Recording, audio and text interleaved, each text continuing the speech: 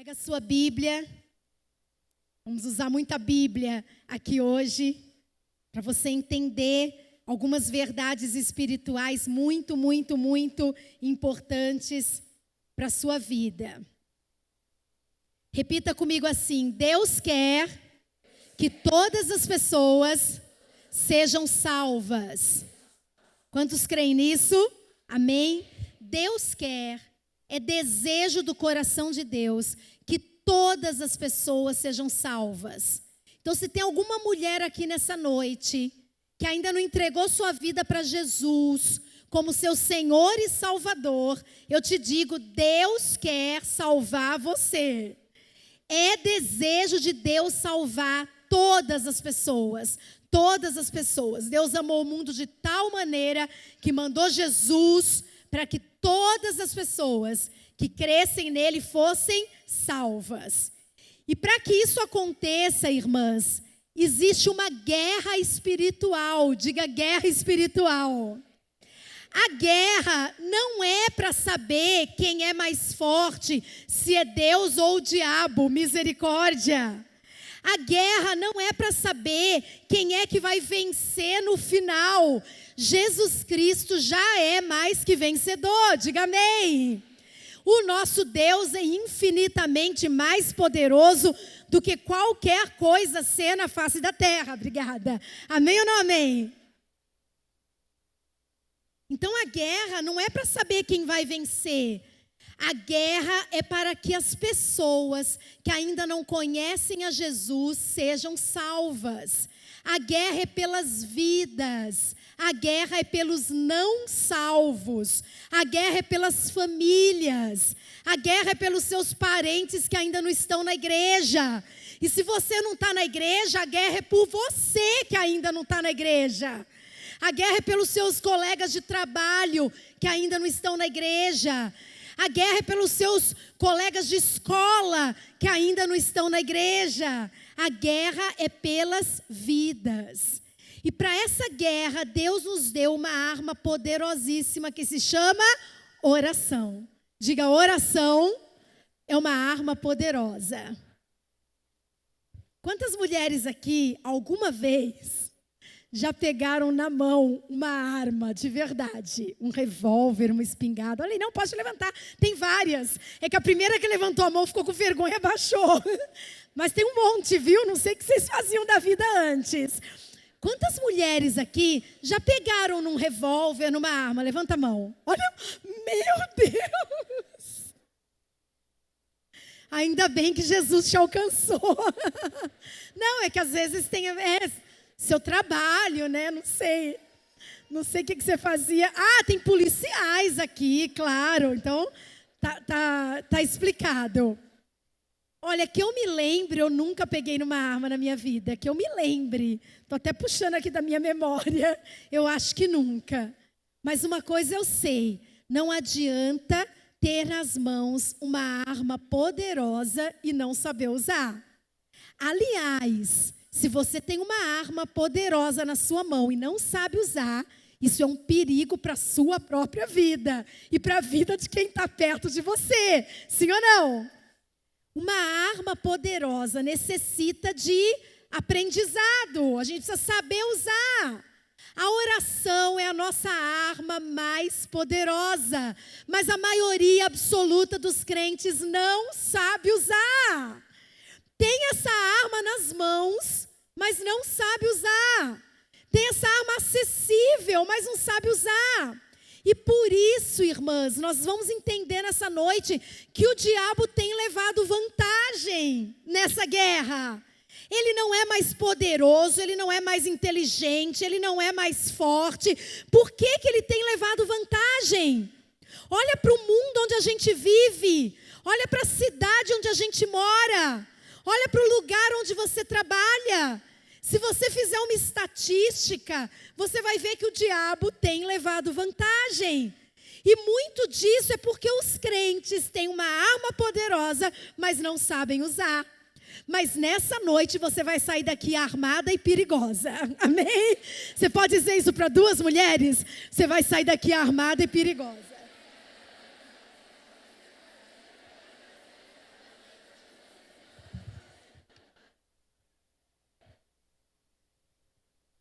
O império das trevas que te espere, que você vai sair daqui armada e perigosa. Amém ou não amém? Vivi, pode colocar, tá? Bem, a primeira coisa que tem que acontecer é que você precisa ter consciência de que a gente está numa guerra espiritual. E a nossa guerra não é contra pessoas.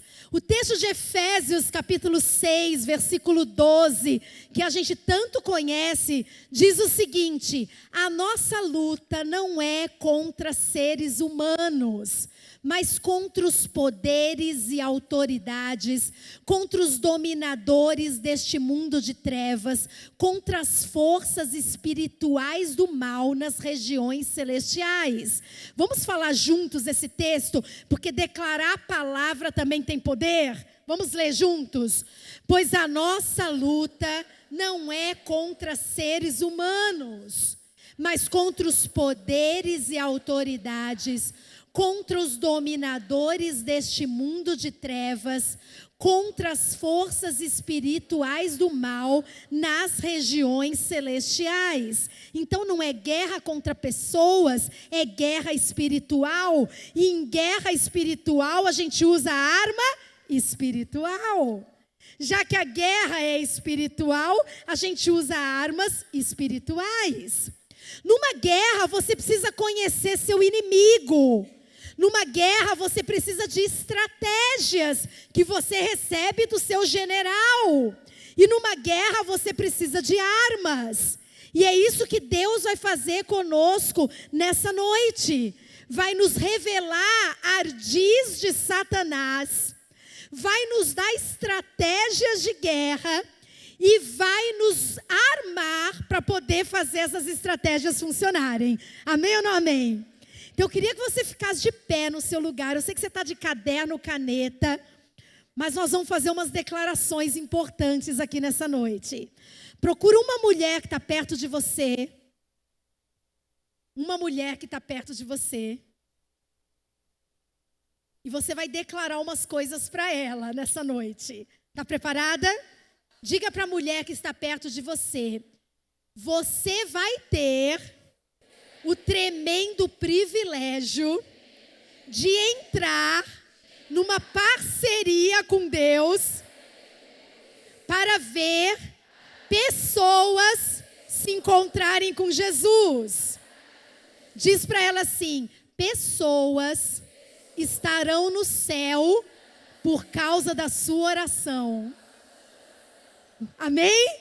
Diga de novo: pessoas vão para o céu por causa da sua oração.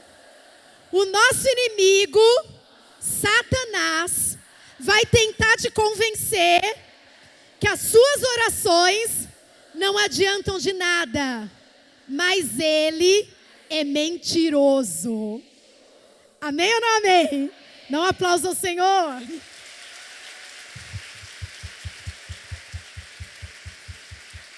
Você vai fazer uma parceria com Deus nessa noite para levar a gente para o céu. Amém? Uma parceria com Deus. Deus no céu, você na terra, para que muita gente vá para o céu por seu intermédio. Isso faz parte do seu chamado, do seu destino de cristão. Satanás, inimigo da oração, vai tentar te convencer de que não adianta, mas ele é mentiroso. Diga: a oração de um justo é poderosa e eficaz. Eu sou justificada pelo sangue de Jesus. Então a minha oração tem poder. Diga para duas pessoas: sua oração tem poder. Sua oração tem poder. Pode sentar, que o império das trevas já está começando a ficar preocupado com a gente. Eu me lembro há uns anos atrás que a gente ouvia a história assim, que crente que não ora, crente que não evangeliza, crente que não prega, crente que não é santo, tem uma fotozinha 3x4 dele no inferno. Lembra dessa história? Mas quando você se coloca de pé na guerra, então eles começam a aumentar o tamanho da sua foto. E daqui a pouco tem um quadro grande, e daqui a pouco tem um cartaz com a sua foto. e uma tarja procurada, perigosa. Mas você vai se fortalecer no Senhor e na palavra do seu poder, vai se revestir de toda a armadura de Deus para ficar firme e povoar o céu com as suas orações. Amém? Quando a gente vai orar para que uma pessoa seja salva, nós temos que pedir coisas específicas. Eu sei que você ora por pessoas, mas por vezes a gente ora assim: Senhor, salva meu marido, salva meu vizinho, salva meus colegas de trabalho, salva meus amigos. E Deus quer salvar. Mas já que é uma arma, se você orar o que a Bíblia diz que você deve orar, você vai ver que a sua arma vai ter muito mais poder. Então, nessa noite, eu vou te ensinar 6 orações para você fazer pela salvação dos perdidos. E no final dessa rede, você vai ganhar um esbocinho dessa oração. E você vai poder já escolher as primeiras pessoas que serão alvo das suas orações. Nada pode impedir você de orar por alguém. Mesmo que a pessoa te odeie e diga: eu não gosto de crente, eu não gosto de igreja, eu quero ir para o inferno, eu sou ateu, eu não creio em Deus, eu não quero saber disso. Mesmo que seja a pior pessoa do mundo, você pode orar por ela. Ela não pode te impedir de orar por ela, sim ou não? Ninguém pode te impedir, que você pode orar até em pensamento. Você pode não orar na frente dela, você pode não orar com ela, mas você pode orar por ela. Nada pode te impedir de orar por uma pessoa. Primeira coisa que você vai aprender que você tem que orar. Pode pôr, Vivi. Você precisa pedir a Deus para que caia o véu que cega o entendimento dos descrentes e seus olhos espirituais sejam abertos. O texto de 2 Coríntios 4:4, o apóstolo Paulo diz o seguinte: o Deus com D minúsculo deste século ou dessa era cegou o entendimento dos descrentes para que eles não vejam a luz do evangelho da glória de Cristo, que é a imagem de Deus. O Deus desse século colocou um véu na frente dos olhos espirituais das pessoas e elas não enxergam e não entendem o evangelho. Todo mundo que já pregou já experimentou isso. Você explica para a pessoa, ela até entende na mente, mas ela não tem revelação. Você conversa com uma pessoa inteligente, que entende de muitos assuntos, que estudou, que fez faculdade, que fez pós-graduação, que fala outras línguas, e ela entende de todos os assuntos, mas quando você vai falar de Jesus, da igreja, da Bíblia, da palavra, é como se você estivesse falando sânscrito antigo, e ela não entende. Por que isso acontece? Não é porque elas não querem, é porque elas estão no escuro. A Bíblia diz que o Deus desse século cegou o entendimento. Irmãos, como que alguém pode rejeitar o evangelho? O evangelho é a melhor notícia do mundo. Você ia morrer, você estava destinado a ter uma vida horrível nessa terra, à mercê de Satanás. Você ia para o inferno, mas Deus, por amor, mandou Jesus para te salvar. E se você entregar sua vida para Ele, crer nele de todo o seu coração e confiar nele, Ele vai te dar uma vida abençoada nessa terra. E quando você morrer, você vai ter a eternidade no céu. Essa notícia não é maravilhosa? Você não precisa mais carregar o peso dos seus pecados. Você não precisa mais ser doente por causa de pecado. Você não precisa mais ser oprimida por demônios. Deus já fez a obra para você ser salva, feliz e ter vida eterna. Essa é a melhor notícia do mundo. Agora a gente conta isso para uma pessoa e ela fala assim: não quero. Não, passa amanhã, não é? Volta outra hora. Eu estou muito ocupada agora. Não gosto de igreja. Como que é possível alguém rejeitar a melhor notícia do mundo? É porque o Deus desse século cega as pessoas. E elas não entendem temem e fogem de Deus. Eu li uma história semana passada, eu acho, que uma mulher estava dirigindo o carro dela, entrou no carro e saiu dirigindo, e ela olhou no retrovisor que tinha um caminhão indo atrás dela. E ela estranhou que o caminhão estava muito atrás dela. E ela mudava de pista e o caminhão mudava. E ela mudava de novo e o caminhão mudava. E ela falou, esse motorista está me perseguindo. Ela saiu da pista e o caminhão saiu atrás dela. E ela começou a ficar desesperada, pensando, esse homem está me perseguindo. Aí ela entrou num posto de combustível, desceu do carro gritando, socorro, socorro, porque o motorista entrou no posto e parou atrás dela, socorro, socorro. Foi quando o motorista desceu do caminhão, abriu a porta de trás do carro dela e tinha um cara escondido, agachado no banco de trás do carro. Era um bandido, um sequestrador. E o motorista do caminhão, da altura, via o cara dentro do carro da mulher, só que ela não sabia. E ela estava fugindo do salvador dela. Entendeu? O motorista querendo salvá-la e ela desesperada, desviando. Está cheio de gente assim, fugindo do Salvador. Mas é culpa da pessoa, porque a pessoa é ruim. Poxa, preguei, ô pessoa ruim. Agora você vai orar, Senhor, que caia o véu que cega o entendimento, e diga o nome da pessoa. Amém? Vamos treinar? Levanta a mão direita. Senhor, que caia o véu que cega o entendimento dos descrentes, que os seus olhos espirituais sejam abertos, em nome de Jesus. Amém? Talvez você fosse assim. As pessoas falavam de Jesus para você e você não entendia nada. Mas um dia caiu o véu e você se converteu. Vai acontecer isso com um monte de gente. Amém?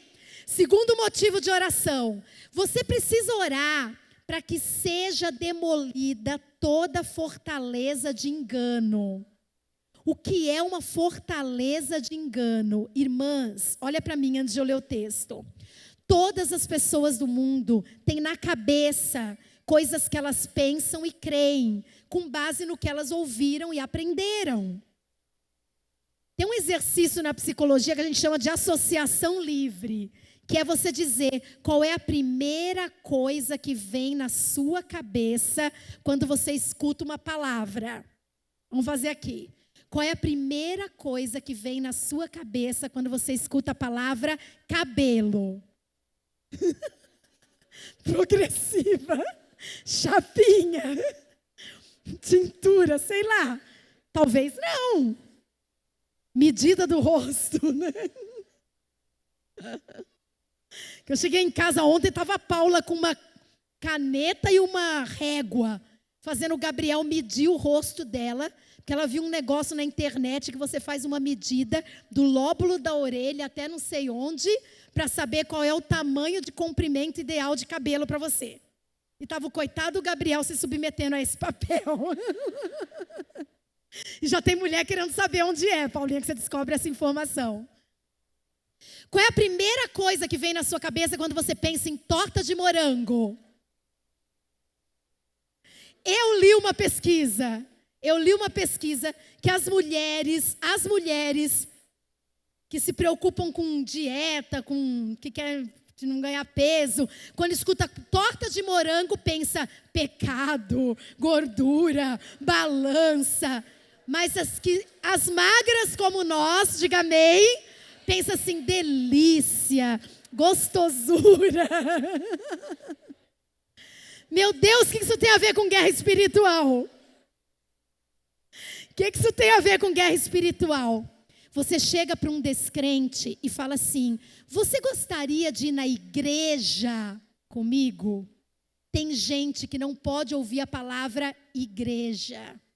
Vem na cabeça dele falsidade, pastor que quer roubar dinheiro, igreja por onde eu passei e que me fez mal, gente ignorante. Vem na cabeça dele imagens de igrejas ruins. Aí você chega para a pessoa e fala assim, você quer ir na igreja comigo? Aí ele fala, eu queria muito. Tem uma fortaleza. Você chega para a pessoa e fala assim, eu queria tanto que você conhecesse meu pastor. Tem gente que não pode ouvir pastor. Tem uma fortaleza na cabeça dele. Por causa de coisas que ele ouviu, de coisas que ele viveu, de coisas que ele viu, mentiras que o diabo plantou. Então as fortalezas são argumentos que a pessoa tem. Argumentos, crenças enraizadas na cabeça dela. Crenças de idolatria, crenças de mentira. E a gente precisa orar para que seja demolida toda fortaleza de engano. Olha esse texto de 2 Coríntios 10:4. Se você enxerga, leia junto comigo.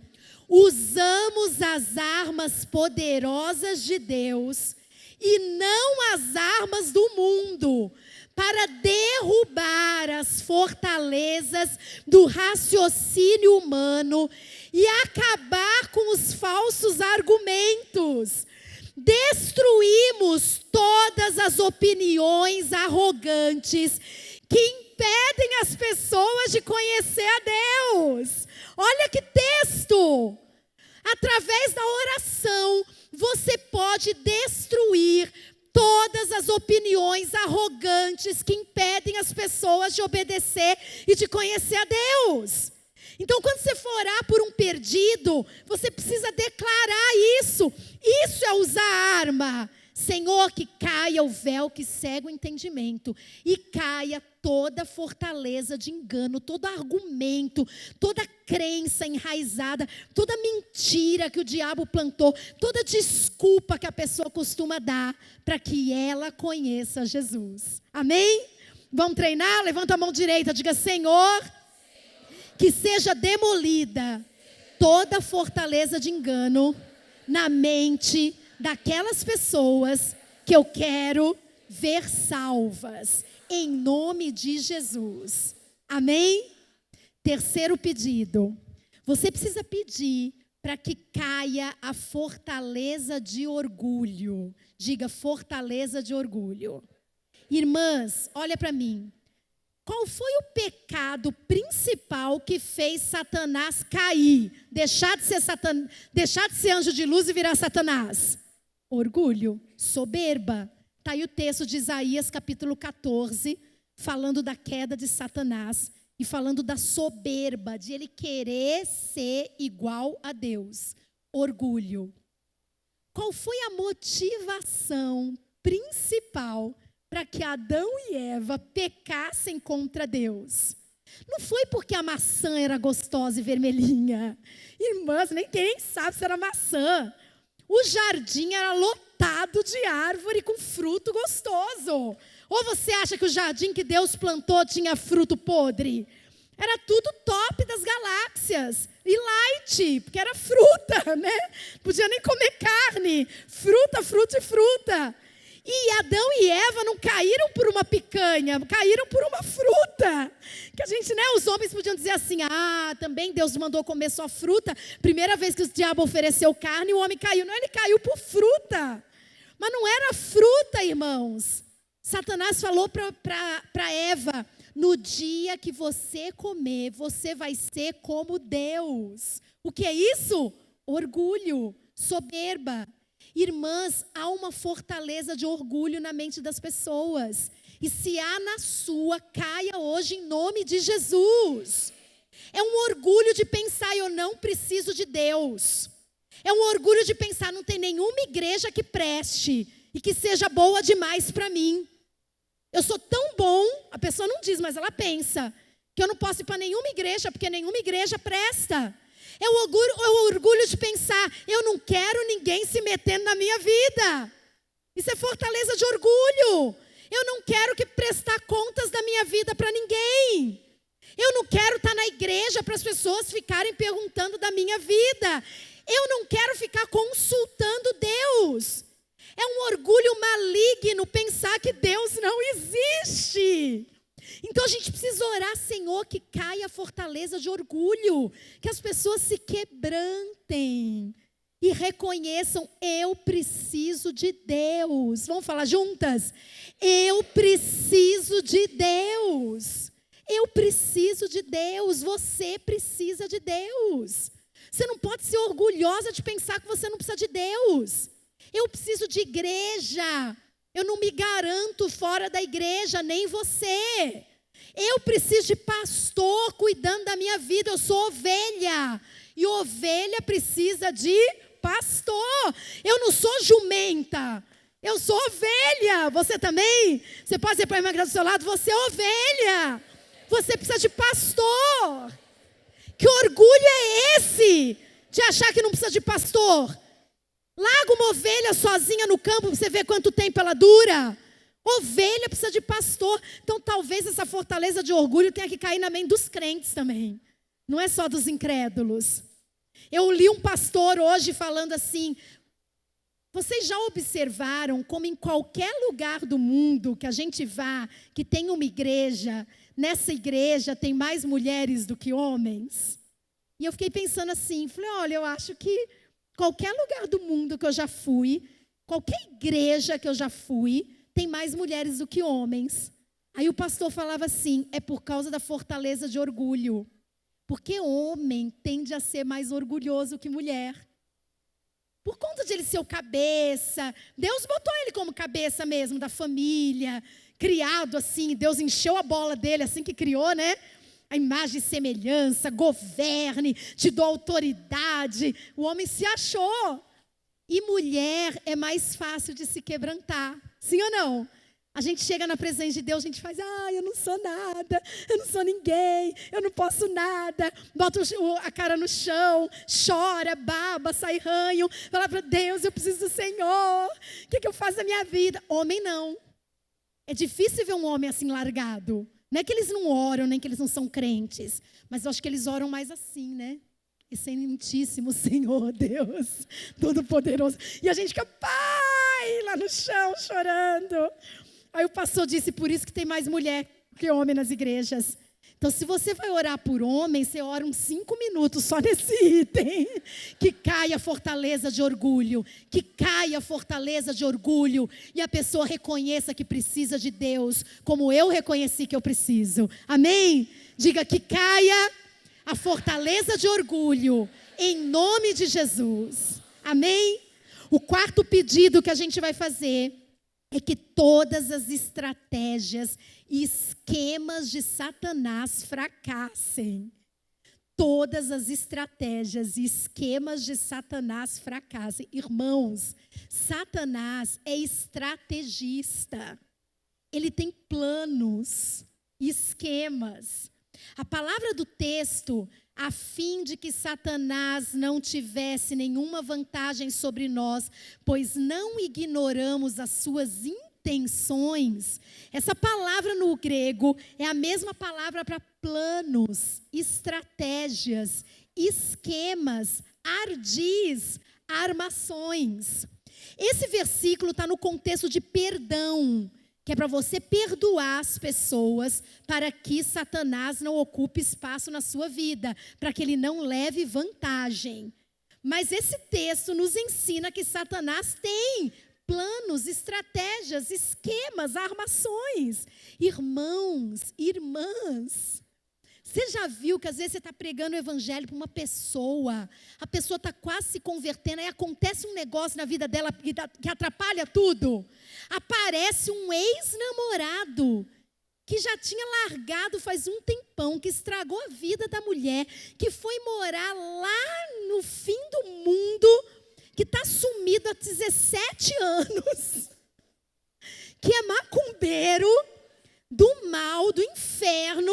Aí você começa a pregar o evangelho para aquela mulher e traz ela para a igreja e ela vai para a célula. Aí você avisa do encontro com Deus. Ela diz que vai para o encontro. Na semana do pré-encontro, o macumbeiro reaparece. E liga para ela e declara amor e diz, nesses 17 anos, eu fiquei sem fazer sexo com ninguém, esperando para me encontrar com você, porque você é a mulher da minha vida. E eu descobri que eu quero viver ao seu lado. Aí a mulher fala assim, mas agora eu estou na igreja. Ele fala assim, eu também estou na igreja que se reúne lá no centro, toda sexta-feira. E a gente vai com uma roupa branca na minha igreja. Misericórdia. Você já viu? A gente está ganhando alguém para Jesus, aparece um negócio. Irmãs, semana de encontro com Deus. O diabo tem uma lista de gente que fica doente, de gente da família que até morre. Diga misericórdia. Que até morre, está amarrado no nome de Jesus. Cachorro atropelado. Estou falando só coisa que eu lembro. Chefe que chama para trabalhar no final de semana do encontro. Parente de Sergipe que liga dizendo que vai chegar no fim de semana do encontro. E vai ficar na sua casa. E criança doente, o que é isso? Satanás faz estratégias para atrapalhar as pessoas. Como é que a gente vai orar? Que fracassem todas as estratégias e esquemas de Satanás. Todos os planos que Satanás tem contra a minha vida e contra a vida da pessoa por quem eu estou orando, que caia por terra em nome de Jesus. Talvez tenha alguém aqui que já quis se firmar na igreja muitas vezes, mas sempre acontece um negócio para te atrapalhar. Então é você mesma que vai orar por você. Botar a mão na sua cabeça e dizer: eu rejeito todo plano e estratégia de Satanás na minha vida. Não é possível que toda semana você diz que vai se firmar na igreja e acontece alguma coisa. Todo mês você diz que vai se firmar e acontece alguma coisa. Todo encontro você se inscreve e não vai. Quer dizer que Satanás está tendo vantagem na sua vida? Que caia por terra todo o plano de Satanás e prevaleça o plano do Senhor. Amém? Meu Deus, essa oração vai ser poderosa. Você vai ter que amanhã comprar marmitex, você não vai ter tempo de fazer almoço, porque você vai ficar em casa orando. Pede, abona no serviço, quem pode dar abonada, porque nós vamos ter que ficar em casa orando amanhã. Meu Deus, quem vai viajar, tem mala para arrumar, bota qualquer coisa naquela mala, vai no avião orando o caminho inteiro. Quinto pedido que a gente vai fazer para Deus e penúltimo. Que o Espírito Santo de Deus, até então, a gente está na guerra contra o diabo.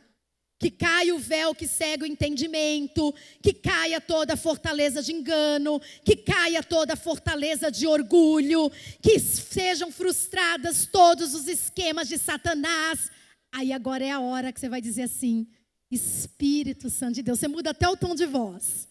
Você está orando em pé, batendo o pé, andando. Seu marido não está entendendo o que está acontecendo. Seu filho acha que você enlouqueceu. Seu vizinho ligou no síndico. Aí quando chegar nessa parte, você vai dizer: Espírito Santo de Deus, que o Senhor venha sobre a vida da pessoa por quem eu estou orando.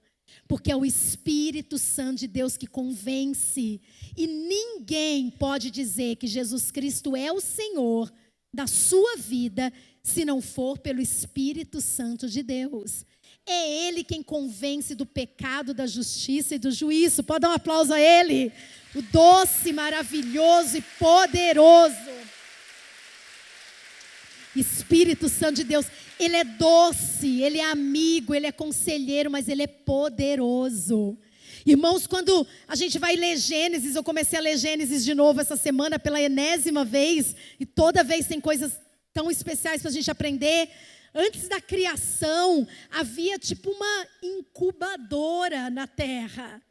E o Espírito de Deus pairava sobre a face das águas, como que preparando o nascimento das coisas todas que Deus iria fazer aparecer pela palavra do seu poder.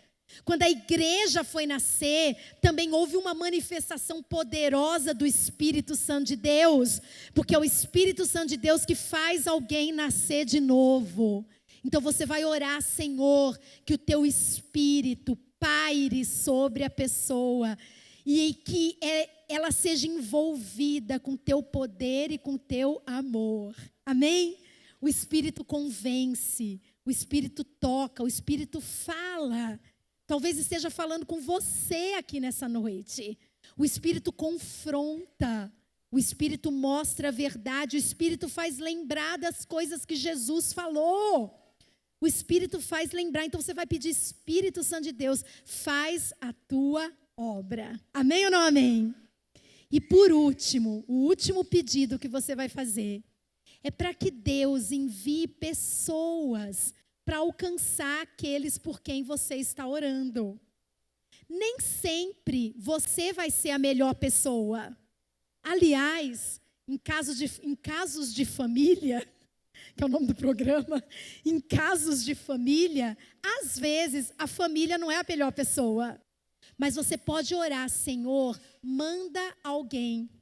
Várias vezes o apóstolo Paulo pede oração para a igreja por ele, para que ele seja enviado para as pessoas.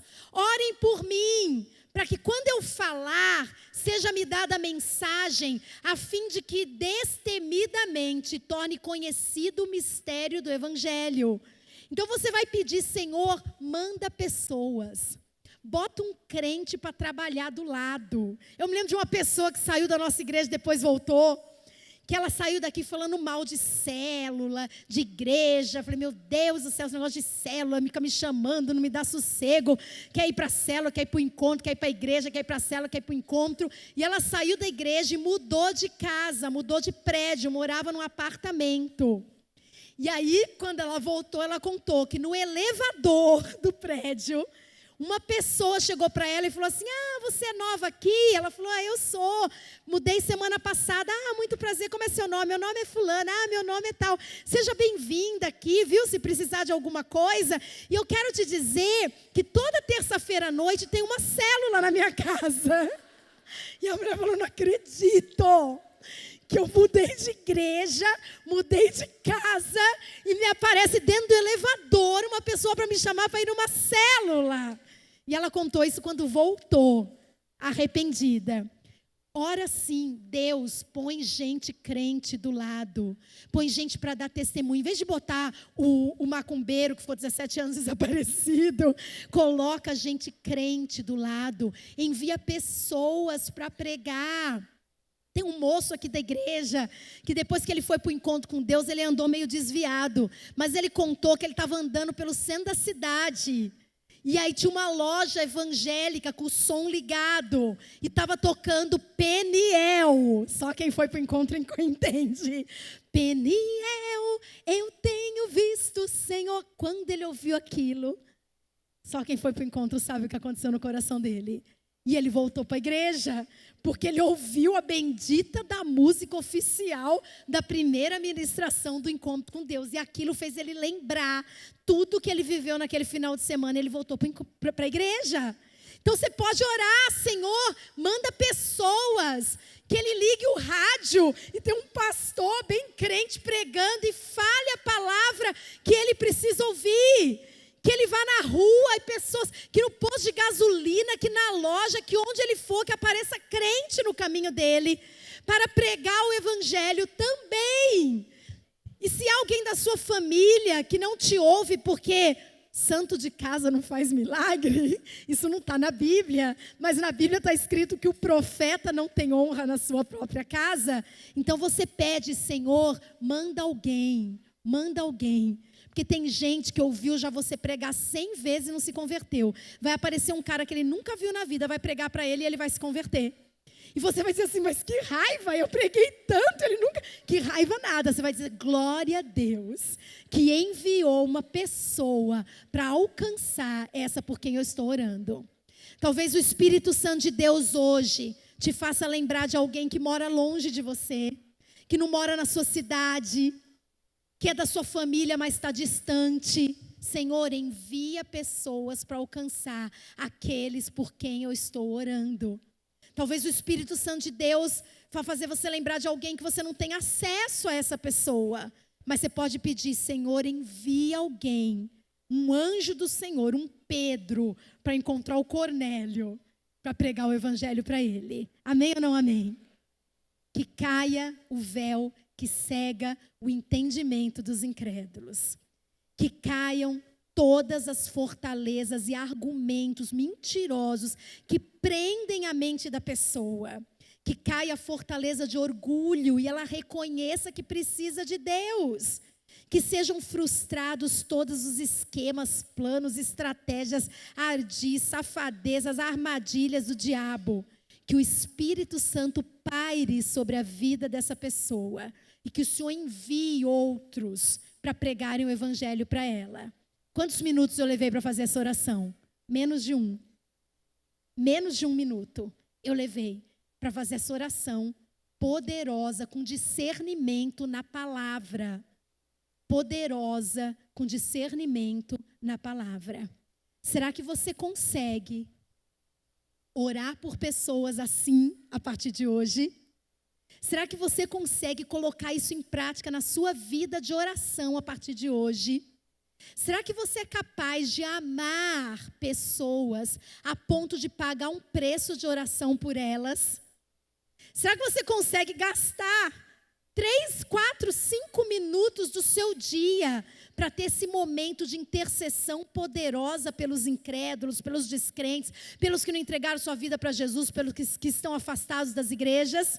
Quantas acham que conseguem? Digam amém. Então o Senhor vai contar conosco. E nessa noite Ele vai fazer uma parceria. A gente age na terra e Ele age no céu. Porque Jesus disse que Ele tinha todo o poder no céu e na terra.